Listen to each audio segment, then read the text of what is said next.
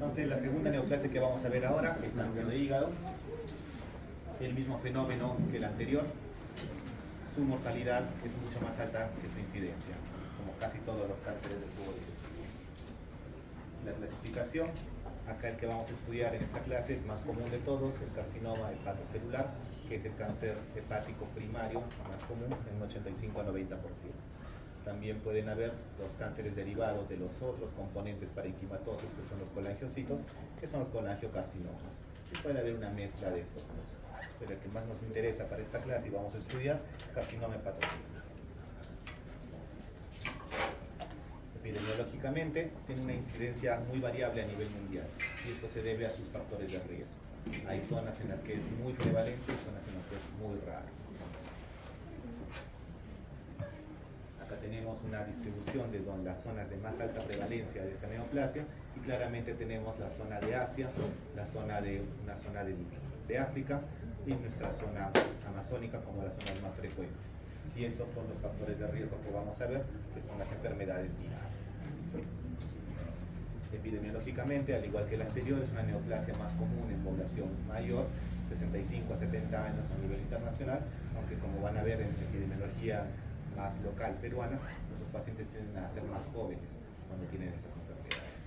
En el sexo, el varón igual 2.5 veces tiene más riesgo y su principal factor de riesgo, así como les dije tabaquismo en el otro lado, en este caso lo que tienen que recordar es cirrosis. ¿Ya? La cirrosis es el factor de riesgo más importante en el 80% de los casos. Eso quiere decir que puede existir un carcinoma hepatocelular en una persona sin cirrosis. La respuesta es sí. ¿Ya? 80% de los casos está asociado a cirrosis, pero hay un 20% que no. Y vamos a ver en qué etiologías se puede presentar este cáncer sin tener que llegar al estadio cirrótico. Dentro de la cirrosis, cualquier etiología puede llegar a lo que sería el carcinoma hepatocelular. Un tercio de todas las cirrosis evolucionan a este tipo de cáncer y el riesgo anual varía de acuerdo a la etiología de la cirrosis. La más alta cuando es una etiología viral, virus de hepatitis B y C, y las más bajas cuando son por enfermedades inmunitarias. Mayor severidad de la cirrosis, mayor MEL, mayor CHAI, mayor riesgo de desarrollar carcinoma hepatocelular. Ahora, ¿qué etiologías pueden llevarme a un cáncer hepatocelular sin llegar al estadio cirrótico? Las enfermedades virales. Dentro de esta, el más peligroso de todos, el virus de la hepatitis B. Recuerdan, es un virus tipo ADN. Se mete al ADN del hepatocito y la cura, sacarlo de ahí es prácticamente imposible. Entonces, conforme más tiempo la persona tenga su hepatitis B crónica, mayor mutación se va a generar a nivel del ADN, mayor riesgo de cáncer. Todo paciente con virus de hepatitis B crónica, está en riesgo de desarrollar el cáncer primario de hígado sin tener que llegar al estadio cirrótico. El segundo virus, el virus de hepatitis C, es un virus tipo ARN, acá es un poquito menos agresivo, tiene que estar en una fibrosis avanzada, que es el estadio de Metavir F3, para poder desarrollar lo que sería el carcinoma hepatocelular. Otra enfermedad que puede llegar a producir cáncer primario de hígado sin llegar a cirrosis es el hígado graso metabólico. El NASH que conocen, el MAFLD, como deseen llamarlo de acuerdo a su literatura actual, pero en un subgrupo especial de población, porque hígado graso es algo bastante común en la población en general, no todos van a generar cáncer de hígado, sino aquellos que tienen una mutación a nivel del polimorfismo del PNPLA3 son los que tienen más riesgo de desarrollar cáncer primario de hígado sin llegar al estadio cirrótico. Si ya llega al estadio cirrótico tu hígado graso, tienes el mismo riesgo que la población cirrótica general. El tabaquismo, toxinas especiales como la aflatoxina que genera mutación directa en P53 y algunos virus que están en investigación como este virus adeno asociado también se han relacionado con el carcinoma hepatocelular. Pero lo más importante que tienen que recordar de estos factores de riesgo es cirrosis, 80%, hay un 20% que no necesitan llegar a cirrosis para desarrollar el cáncer y estos son la hepatitis B crónica en cualquier estadio, la hepatitis C con fibrosis avanzada y los hígados grasos metabólicos con polimorfismos del PNPLA3. Dentro de la patología molecular tenemos que el carcinoma hepatocelular se diferencia de los otros tumores del tubo digestivo porque no tiene las mutaciones típicas a nivel del KRAS, como tienen otros a nivel del APC, que tienen otras tumoraciones. y que no solo depende de una única tumoración, de una única mutación inicial para comenzar su cascada. Este es un tumor, desde el punto de vista molecular, una bestia, porque puede tener hasta 40, 60 mutaciones en cada tumor diferentes, de las cuales 4 a 8 son las que van a conducir todo el proceso oncológico. Por eso el tratamiento quimioterápico en esta tumoración es bastante difícil. Cuando vayamos a la parte del tratamiento van a ver que ninguna de las líneas quimioterápicas clásicas ha mostrado beneficio en esta tumoración.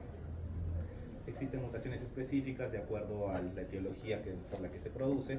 Por ejemplo, el virus de hepatitis B genera una mutación a nivel del TER, que lo pueden ver por allá. El alcohol, el virus de hepatitis C, genera mutación a nivel del CTNB1 y la aflatoxina, como vimos, a nivel del P53. Las mutaciones más comunes tenemos aquí las que afectan la estabilidad de las telomerasas en el 90% de los casos. Acá tenemos el TER, que es el asociado al virus de hepatitis B, que es el que genera en todos los pacientes su riesgo, y la otra vía es la vía de las beta-cateninas, que generalmente tiene un curso un poquito más benigno que aquellos asociados al virus de hepatitis B. Dentro de la patología molecular, aquí tenemos lo que son nódulos. Los nódulos pueden ser nódulos displásicos de bajo grado, de alto grado y finalmente ya el hepatocarcinoma. En la clasificación molecular, a diferencia de todas las neoplasias que han estudiado el tubo digestivo, es muy poco estudiado la patología molecular del carcinoma hepatocelular. ¿Por qué? Porque para su diagnóstico no es necesario la biopsia. A diferencia de otros tumores donde hemos visto que la biopsia es esencial, yo puedo diagnosticar un carcinoma hepatocelular en el hígado sin necesidad de la biopsia. Y en la mayoría de los casos se diagnostica de esa forma. En muy pocos casos accedo a una biopsia del tumor para hacer este estudio molecular. Y al momento no ha demostrado utilidad clínica, solamente una división de órganos. Tenemos dos clasificaciones, una que lo divide en forma proliferativa y no proliferativa. La mitad de los tumores va en cada lado. La proliferativa asociado al virus de hepatitis B, más agresivo, mal pronóstico y tiene altos valores del marcador tumoral alta fetoproteína. Y la forma no proliferativa asociada a la otra mutación un poco más benigna que les indicaba, el CTNNB1, que tiene mejor pronóstico. Pero utilidad clínica, como no tengo ningún tratamiento efectivo contra estos marcadores o alteraciones genéticas, no me sirve desde el punto de vista clínico. La otra clasificación, que es un poco más reciente y que probablemente sea la que vamos a utilizar a futuro, porque sí puede llegar a tener una importancia clínica, es la que lo divide en un carcinoma hepatocelular inmune o inmunoexcluido. Como ustedes recuerdan de inmunología, los linfocitos son las células que se encargan de detectar tumores y destruirlos. Ahora, existen neoplasias muy inteligentes que tienen la capacidad de sintetizar ciertas proteínas en su membrana y bloquear a los linfocitos. Es decir, los linfocitos pueden estar pegados al tumor, pero están dormidos. No pueden atacar al tumor por estas proteínas que sintetiza la tumoración. Cuando han hecho esta clasificación, han encontrado dos grupos. Tumores en los que había gran cantidad de linfocitos alrededor del tumor, pero que no lo podían atacar porque estaban bloqueados, dormidos. Y tumores en los que no había ningún linfocito cerca. Actualmente se ha desarrollado un tratamiento que puede liberar o despertar a esos linfocitos que están cerca del tumor. Entonces, como ya están en esa zona, rápidamente atacan a la tumoración y son beneficiosos para el tratamiento.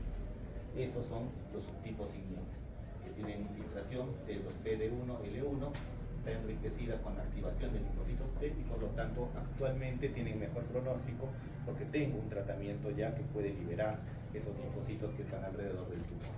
A diferencia que de los inmunoexcluidos, que son el 75% lamentablemente, donde no hay linfocitos T cerca de la tumoración y por lo tanto son resistentes a estas terapias más novedosas. Dentro de la clínica, el tumor primario de hígado lo más común es que sea asintomático. Y cuando ya me da síntomas, es que estoy ante un paciente de mal pronóstico y que su sobrevida va a ser menor de un año. Entonces, si yo quiero incidir en el beneficio y la supervivencia de mi paciente, tengo que encontrarlo antes de que sea sintomático. Porque si es sintomático, un año de vida o menos es lo que le queda. Los síntomas que produce son inespecíficos, malestar general, pérdida de peso, anorexia, dolor y todas las manifestaciones de la hepatopatía crónica. Entonces, si mi objetivo es encontrar estas tumoraciones, estos nódulos, antes de que den síntomas, necesito hacer un screening. Acá sí tengo un screening. Para yo hacer un screening necesito una población accesible de alto riesgo, que los conozco, todos los cirróticos, todas las hepatitis B crónicas, las hepatitis C crónicas con fibrosis avanzada, los hígados grasos metabólicos con alteraciones genéticas, pero principalmente el 80% de todos estos, que son los cirróticos, son los que entran en estos programas de screening nacional. Y además de eso, necesito una herramienta fácilmente accesible para la población.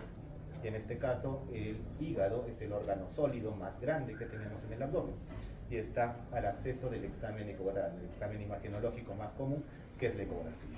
Entonces, tengo mi grupo de riesgo, tengo mi examen accesible, puedo hacer un programa de screening. Y en eso se basa el screening del carcinoma hepatocelular, hacer ecografías a los pacientes de alto riesgo, en general la cirrosis y estos grupos especiales, y el intervalo es cada 6 meses. Ahora, se puede añadir un marcador tumoral típico de los carcinomas hepatocelulares, que es la alfa-fetoproteína, a estos protocolos. La respuesta es sí, aumenta de manera discreta la sensibilidad, pero no es lo más importante, como vamos a ver más adelante. La alfa-fetoproteína no se eleva en todos los tumores y lo peor de todo, no se eleva en etapas tempranas de estos tumores. Pero si por ahí me saliera una alfa-fetoproteína muy elevada, tengo que ir a buscar activamente alguna neoplasia tipo carcinoma hepatocelular en los estudios de imágenes. Estudios más avanzados como la tomografía o la resonancia, por ser más caros, no ser accesibles y someter al paciente a radiación, no son los considerados dentro del screening, sino ya cuando ya mi screening sale positivo, encuentro una lesión, recién paso a los exámenes más avanzados. Se dice que si puedo hacer este programa de screening adecuado en mi población, puedo llegar a un diagnóstico temprano de este carcinoma hepatocelular en el 70-80% de los casos.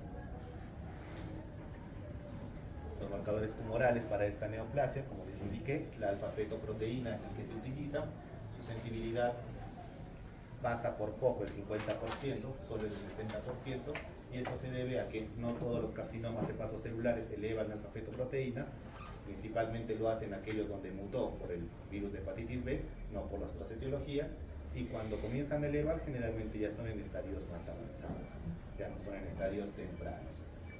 Existe un punto de corte que lo van a conocer en todas sus bibliografías, que son los 400 nanogramos, que es en el que sí o sí, casi con alta especificidad, estamos hablando de un carcinoma hepatocelular. Muy bien, entonces para el diagnóstico vamos a seguir este algoritmo. Este algoritmo está validado para hacer el estudio de nódulos, en screening nódulos, en la población cirrótica. Eso tienen que recordar. Esto es para la población cirrótica. ¿Qué es lo que tenemos que estudiar? Es si en mi ecografía de seguimiento, que hago cada 6 meses, encuentro un nódulo menor de 1 centímetro, lo que tengo que hacer es seguimiento. En 3 a 4 meses, volver a repetir el estudio para ver si se ha mantenido estable en ese tamaño o creció. Mi punto de corte es 1 centímetro. Cuando pasa de 1 centímetro es donde yo necesito hacer mis pruebas de imagen para poder diagnosticar este carcinoma. Ahora, ¿por qué las pruebas de imágenes son tan importantes en esta tumoración? Es porque el hígado tiene una circulación diferente al resto de órganos. Tiene una circulación portal y una circulación arterial, dentro de las cuales la más importante fisiológicamente en condiciones normales es la portal. Pero cuando se desarrollan estos cánceres hepatocelulares, cambia.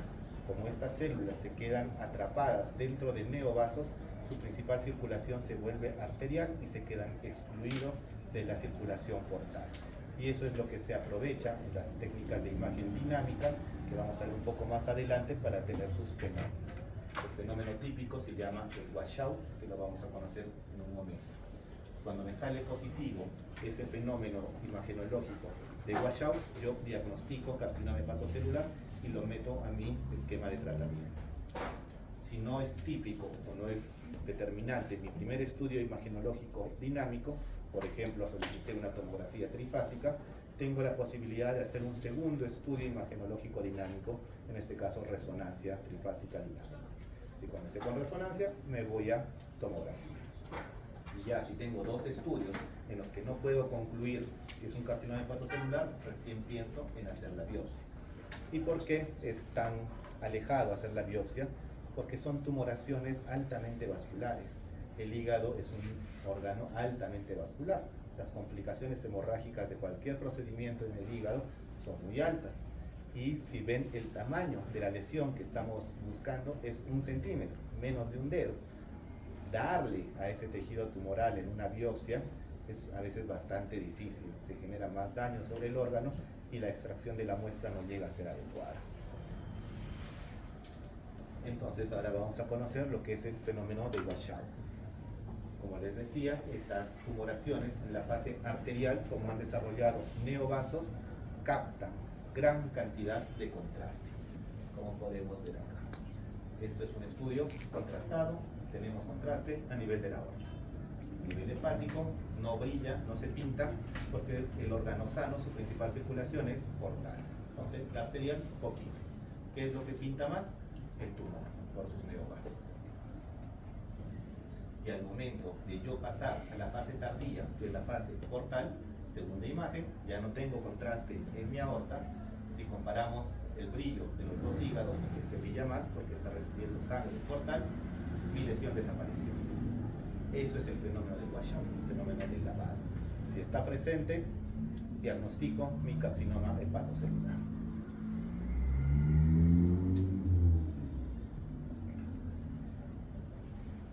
Y en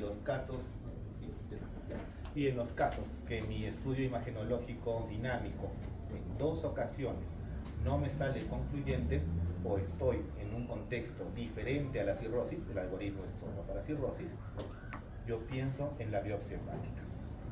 Esta biopsia tiene que ser dirigida para lograr la tumoración, sacar una muestra significativa. Lo malo es que la sensibilidad en general es del 70-90%, y cuando las lesiones miden entre 1 a 2 centímetros, que es lo más común de encontrar, mi sensibilidad baja a menos del 50%. Por eso es que no es la prueba de elección de primera línea plantearle biopsia ante un nódulo con sospecha de carcinoma hepatocelular o cáncer. Primero, las pruebas imagenológicas dinámicas. Las complicaciones pueden ser muy altas, como el sangrado, e incluso como en toda muestra percutánea que se saca, el riesgo de siembra tumoral en todo el trayecto de la vida. Y recuerden que una biopsia negativa no excluye el diagnóstico porque su sensibilidad no es perfecta. Se puede plantear incluso una segunda biopsia para poder intentar llegar al diagnóstico. Pero bueno, una vez que logro ya diagnosticar a mi paciente con carcinoma hepatocelular, tengo que meterlo en un esquema de tratamiento. En este caso, la clasificación TNM de sus otros tumores se queda insuficiente, porque estos pacientes tienen una enfermedad crónica muy importante de base, que es la cirrosis. Entonces yo, para planificar el tratamiento en estos pacientes, tengo que considerar no solo su enfermedad tumoral, sino también su enfermedad hepática, porque puedo darle un tratamiento tumoral contra el tumor muy agresivo que su hígado no va a soportar. No se va a morir del cáncer, pero sí de la cirrosis descompensada. Entonces, por eso es que surge esta clasificación especial, que es la clasificación de Barcelona, que va a estadificar los carcinomas hepatocelulares tomando en cuenta el tumor con su TNM que ya conocen, el grado de disfunción hepática que se evalúa con la escala de Child-Pugh y los síntomas asociados al tumor, que es la escala de ECOG que conocen de oncología. ¿Ya? El estudio tipo TNM es insuficiente en esta tumoración. Y finalmente se clasifica en estos estadios: el estadio 0, que es el estadio muy temprano, cuando tenemos un nódulo diagnosticado como hepatocarcinoma menor a 2 centímetros. El estadio A, que es el estadio temprano, donde tengo de 1 o hasta 3 nódulos menores o iguales a 3 centímetros, que son los criterios de trasplante que ustedes conocen, y que clínicamente estoy sin síntomas derivados del tumor, tipo C. El estadio intermedio o B, donde ya es multinodular, sale de esta clasificación accesible a trasplante y aún estoy sin síntomas, tipo C. El estadio avanzado, donde ya tengo un compromiso de vasos sanguíneos, invasión portal, presencia de adenopatías positivas, metástasis, y ya me aparecen síntomas derivados del tumor. Y finalmente el estadio D, el estadio terminal, donde ya sea por el tumor que me dé una escala 3-4 o una disfunción hepática avanzada con un Child-Pugh-C, el tratamiento es solamente paliativo en el estadio D. Ahora, si recuerdan la diapositiva de la clínica, los síntomas, dijimos que el pronóstico una vez que dé síntomas es muy malo. ¿Por qué? Porque directamente si tengo síntomas derivados del tumor, caigo en el estadio avanzado. Por eso mi objetivo es encontrarlo en alguno de estos estadios previos. Muy bien, y dependiendo del estadio en el que se encuentre, yo voy a planificar mi tratamiento. En el estadio muy temprano y temprano, puedo incluso darle una opción curativa a ese paciente. Las opciones curativas son la resección, la ablación o el trasplante de hígado. Cuando ya salgo de estos estadios, el estadio intermedio, mi tratamiento es la quimioembolización. Cuando voy al estadio avanzado, es la terapia sistémica, y en el estadio terminal, el tratamiento paliativo. Consideraciones de cada tipo de tratamiento: por ejemplo, en el estadio muy temprano, un nódulo simple menor o igual a 2 centímetros con una función hepática normal, Child-Pugh, una reserva hepática adecuada, sin síntomas clínicos dependientes del tumor, o voy a ablación o voy a resección. Lo malo de la ablación es que termina recidivando en más del 70% en los siguientes 5 años, porque algún hepatocito en el resto del hígado que no he sacado ese segmento ya está teniendo mutaciones por el virus de hepatitis B, el virus de hepatitis C o cual haya sido la causa de la cirrosis. Entonces, para ese momento es curativo, pero tiene un alto riesgo de recidiva. Lo que es ablaciones y resección. Ahora, cuando estoy en el estadio temprano, estoy con un nódulo simple menor o igual a 3 o 3 menores de igual a 3, la función hepática conservada, un ECOG 0, acá es donde yo planteo cualquiera de mis 3 posibilidades. La ablación, que utiliza calor, tiene un límite de 3 centímetros. Por eso es que el límite es de 3 centímetros. Una vez que mide más de eso, el calor ya no es suficiente y la muerte de las células va a ser incompleta. Entonces ya no se podría plantear como un tratamiento curativo. El trasplante, si es que tengo las consideraciones del trasplante adecuados, es un candidato, o la resección, si es un candidato óptimo desde el punto de vista quirúrgico. El estadio intermedio, que es el multinodular, cuando ya no está dentro de los criterios de trasplante, y yo voy a plantear lo que es la quimioembolización, esto se accede a través de los vasos del hígado.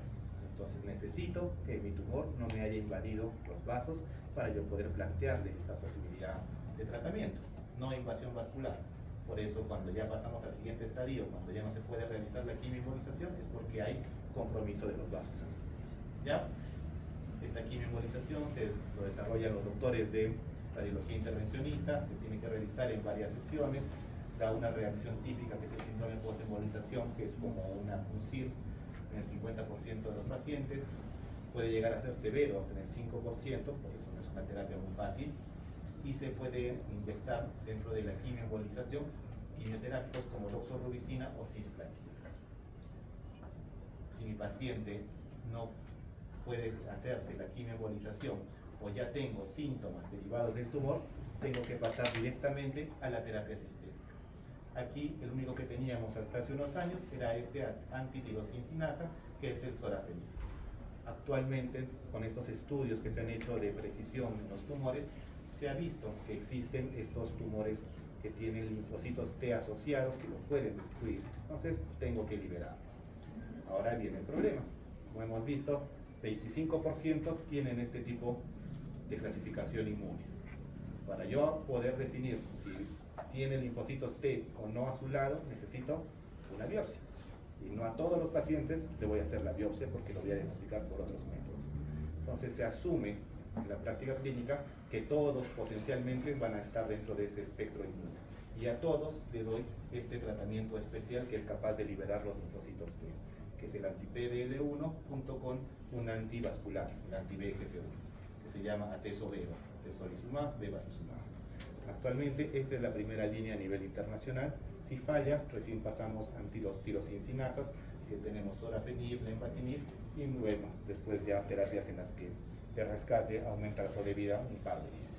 Pero lo básico que ha evolucionado el tratamiento en el carcinoma hepatocelular es utilizar estos anti-PDL1 por este hallazgo de esa clasificación inmune que les digo. Y en el estadio terminal ya un Child-Pugh-C, un estadio clínico sintomático mayor a 2, solamente es un tratamiento paliativo para el paciente.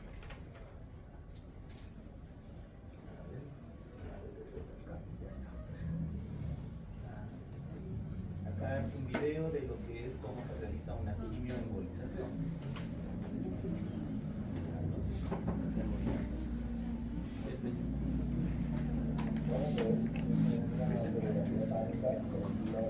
Bueno, ya se puede quitar el audio, pero como podemos ver, esto es radiología intervencionista. Se ingresa por la porta, se inyecta contraste, ven el tumor rápidamente como capta gran cantidad de contraste. Una vez que se realiza el procedimiento, se coloca la quimioterapia y se sella el conducto para que pueda tener un efecto rápido sobre las células tumorales y se realiza el control. Y rápidamente se puede ver que ya hay gran destrucción del tejido. Como se destruye gran cantidad de células, por eso es que se produce este CIRS secundario, que es el síndrome post-embolización. Hay pacientes que no toleran tanta inflamación, se les contraindica. Esa es la segunda sesión ya, la que están entrando, y está desapareciendo ya la tumoración. Aquí está. Radiología intervencionista. Muy bien, eso es todo de cáncer de hígado. ¿Alguna pregunta?